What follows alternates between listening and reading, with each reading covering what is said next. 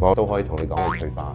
OK，but 退化係咩意思咧？手啦，話你治療咧，話我可能去嗰度影響咗我之後嘅發育，永遠都唔識用力。影響個發育係點樣嚟影響咧？要講清楚啊嘛。嗰度唔 work，全身唔 work，點樣嚟改善？呢個係真正要嘅問題啊嘛。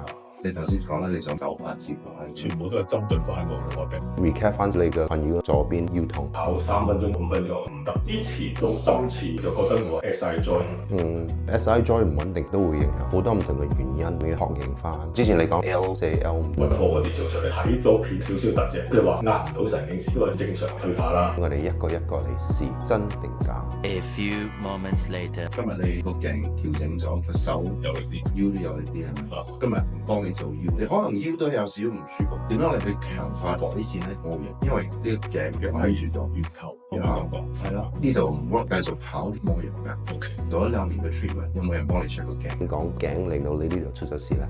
第一次聽過呢個 diagnosis，好多 case 係個頸出咗事，一邊全部 shut down。我細個係舐咩地嘅，舐得幾犀利嘅，父母又冇理啦，咁一直係。